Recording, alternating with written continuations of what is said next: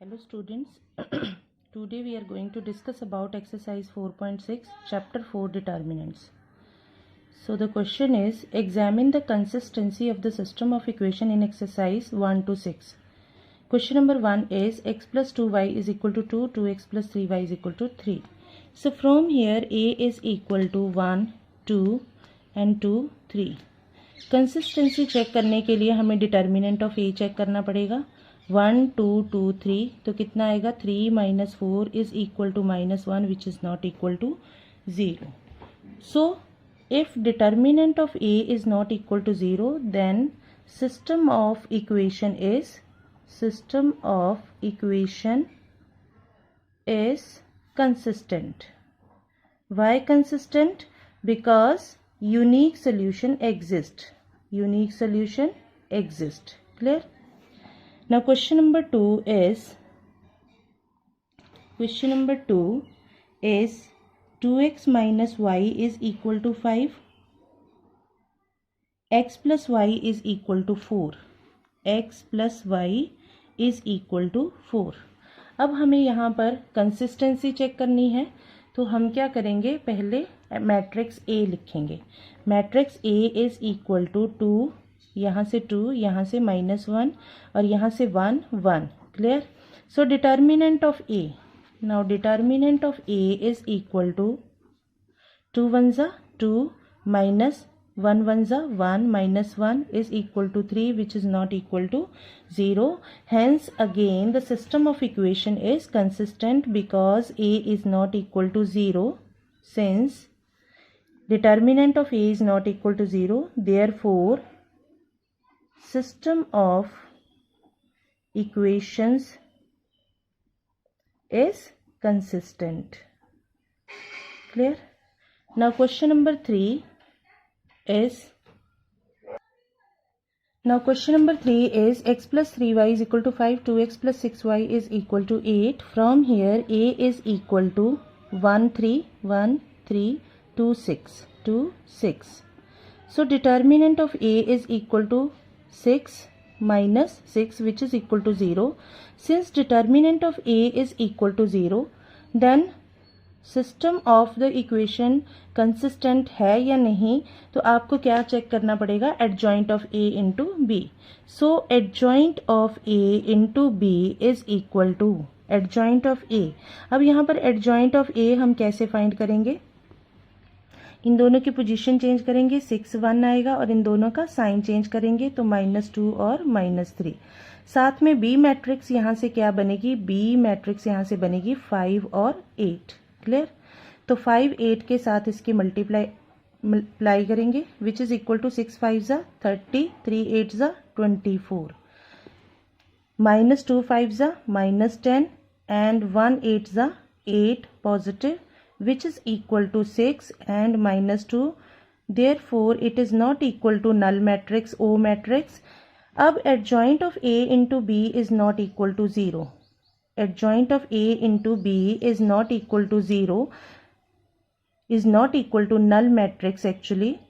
Then अगर not equal to 0 आ जाए या not equal to null matrix आ जाए तो उस केस में हम क्या लिखेंगे, इनकंसिस्टेंट. अब इनकंसिस्टेंट क्यों होगा, क्योंकि ए इनवर्स के अकॉर्डिंग आपके पास आएगा adjoint of A upon determinant of A. अब ए इनवर्स बी, क्योंकि मैंने क्या बताया था, मैट्रिक्स इक्वेशन क्या होती है, X is equal to A inverse into B, adjoint of A into determinant of A into B. तो उस केस में अब numerator is not equal to null matrix. Something upon 0 is equal to infinity which is not defined, hence no solution exist. If no solution exist then inconsistent. तो ये वाली introduction मैंने आपको exercise 4.6 की वीडियो में दी थी, पिछली वीडियो में. उसका डिस्क्रिप्शन में मैं लिंक दे दूंगी, तो आप वहां जाकर ये चेक कर सकते हो इसकी basics. Now question number 4 is x plus y plus z is equal to 1. This is the given system of equations. So a is equal to 1 1 1 1 1 1 2 3 2 2 3 2 और ये a को हम दूसरी साइड ले जाते हैं तो यहाँ से a चला जाएगा, तो यहाँ पर आ जाएगा a और यहाँ पर क्या बचेगा 1 1 और 2, 1 1 2। डिटर्मिनेंट ऑफ a चेक करो, determinant of a expanding along row, so what will you get? 3 2s are 6 minus 2 is equal to 4 minus 1, first row second column 2 2s are 4 minus 2 is equal to 2 and plus 1, ये plus 1 first row third column 2 minus 3 is equal to minus 1 which is equal to 4 minus 2 minus 1 which is equal to 4 minus 3 which is equal to 1 which is not equal to 0. अब not equal to 0 it means system of equations is क्या आएगा इसमें consistent, consistent because unique solution exist, unique solution exist करेगा इसमें। Clear? So अब हम करेंगे question number 5। Question number 5 is 3x minus Y minus 2z is equal to 2, 2y minus z। इसमें x variable present नहीं है तो हम उसको लिखेंगे 0 into x. Clear? 3x minus 5y, अब इसमें z वेरिएबल प्रेजेंट नहीं है तो हम इसको लिखेंगे 0 into Z is equal to 3। यहाँ से a मैट्रिक्स आपके पास क्या बनेगी 3 minus 1 minus 2, 3 minus 1 minus 2, 0 2 minus 1, 0 2 minus 1, 3 minus 5 and 0, 3 minus 5 and 0। और b मैट्रिक्स क्या होगी 2 माइनस 1 और 3, 2 माइनस 1 एंड 3। क्लियर? तो अब यहाँ पर हम पहले डिटर्मिनेंट ऑफ a चेक करेंगे। एक्सपेंडिंग अलोंग रो 1, रो 1 के अलोंग एक्सपेंड किया आपने, आपको क्या मिलेगा प्लस 1, ये माइनस माइनस प्लस 1, 0 और ये 3 और माइनस 2, 3 2 ज़ा 6। क्लियर? तो एक बार फिर से चेक कर लेते हैं। ये मैंने फर्स्ट रो के अलोंग एक्सपेंड किया 2 इंटू 0 और ये क्या आएगा माइनस 5 आएगा, is equal to minus 15 plus 3 minus 12। यहाँ पर भी प्लस 12 आना चाहिए था, कैसे आएगा ये? Determinant of A is equal to, एक बार फिर से चेक करो, ये और ये एक्सपेंड की, ये रो और ये कॉलम एलिमिनेट किए 2 इंटू 0, यहाँ पर माइनस 5 आ गया। अब प्लस 1 लिया आपने, ये 0 आ गया, ये माइनस 3, माइनस माइनस प्लस 3 आएगा और माइनस 2 के साथ ये 0 और ये माइनस 6। क्लियर? तो यहाँ पर आएगा माइनस 6, यहाँ पर माइनस 6, तो ये क्या आ गया plus, which is equal to minus 15 plus 15 is equal to 0। तो जब आपके पास determinant of A is equal to 0 आ जाएगा तो उस केस में आपको क्या चेक करना पड़ेगा? Adjoint of A into B. तो adjoint of A into B से पहले हम एडजॉइंट ऑफ ए फाइंड करते हैं। तो कैसे हम फाइंड करते हैं? A11, A12, A13, A21, A22, A23, A31, A32, A33 cofactor matrix का ट्रांसपोज। क्लियर? तो कोफैक्टर मैट्रिक्स का ट्रांसपोज क्या आएगा? हम रोज को कॉलम में चेंज कर देंगे, A11, A12, A13, A21, A22, A23, इसी तरह से A31, A32, A33। तो जब हम ये वैल्यूज़ फाइंड करेंगे तो हमें कोफैक्टर मैट्रिक्स का ट्रांसपोज जब हमें मिल जाएगा, means adjoint of A into B, जब एडजॉइंट ऑफ ए हमें मिल जाएगा तो उसके बाद हम adjoint of A into B check करेंगे। तो बच्चे ये आपको बहुत अच्छे से आते हैं चेक करने। अगर आपको ये नहीं आते हैं फाइंड करने तो आप मेरे माइनर एंड कोफैक्टर्स वाली वीडियो देख सकते हो, उसका डिस्क्रिप्शन भी मैं लिंक में दे दूंगी। तो adjoint of A into B मैं यहाँ पर डायरेक्ट लिख रही हूँ, इसका आंसर आएगा -5, -3, -6, 10, 6, 12, 5, 3, 6। ठीक है? और अब हम चेक करेंगे adjoint of A into B, adjoint of A into B. तो adjoint of A into B के लिए -5, -3, -6, 10, 6, 12, 5, 3, 6 इंटू बी क्या आएगा यहाँ पर 2, -1 एंड 3। तो जब हम इन दोनों को मल्टीप्लाई करेंगे तो हमें मल्टीप्लाई करके मिलेगा -5, -3, -6। मैट्रिक्स मल्टीप्लिकेशन आपको आनी चाहिए तो which is not equal to null matrix. अब जब not equal to null matrix आ जाए adjoint of A into B, it means system of equation is inconsistent.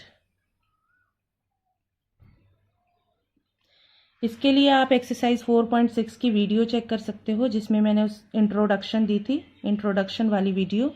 तो system of equation is inconsistent.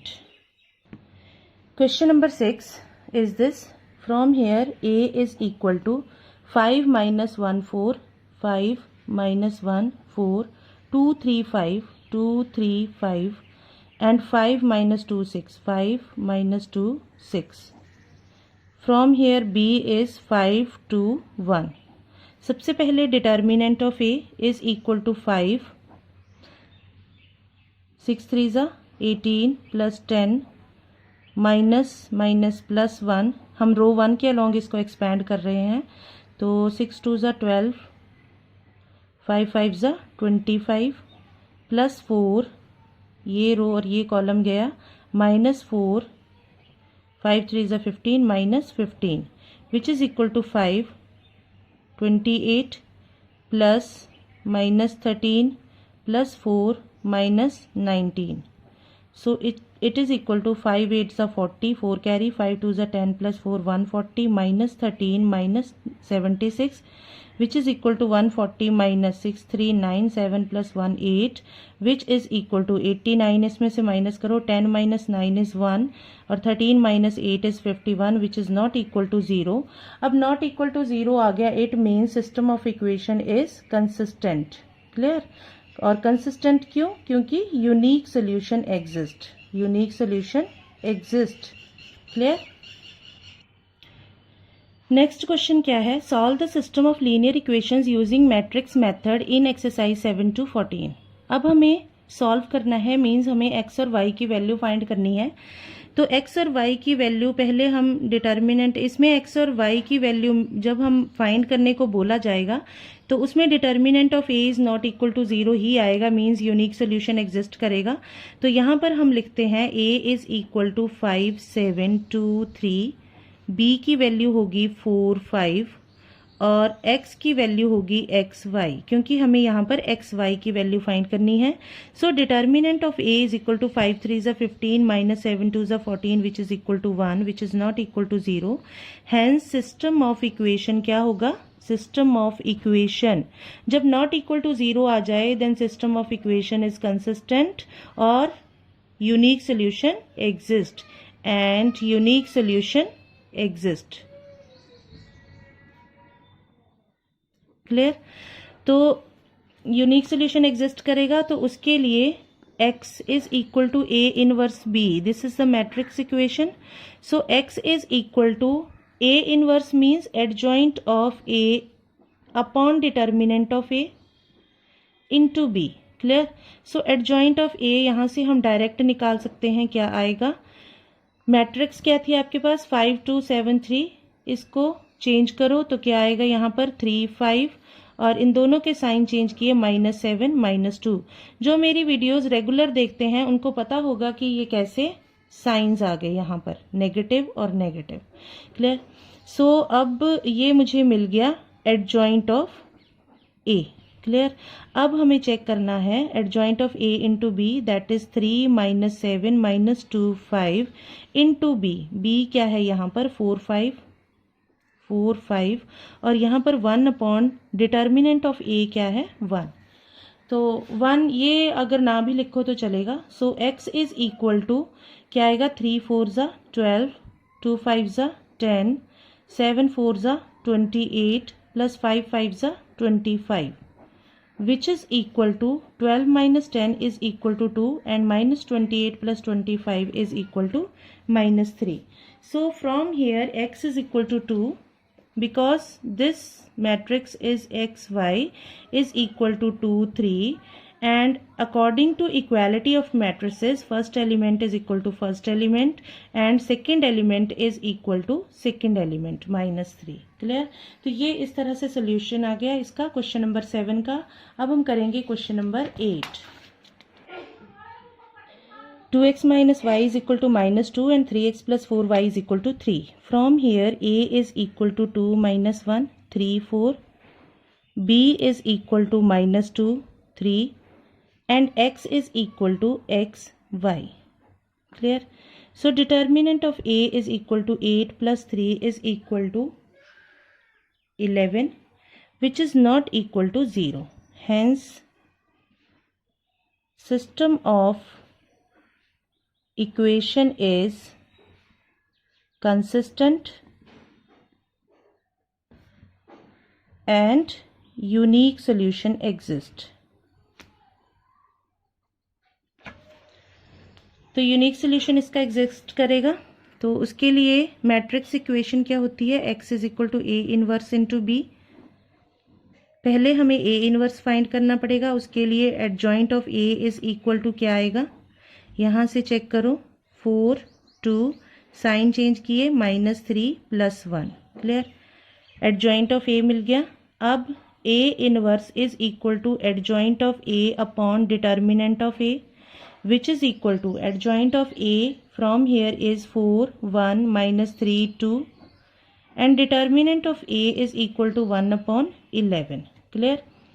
तो x is equal to A inverse into B.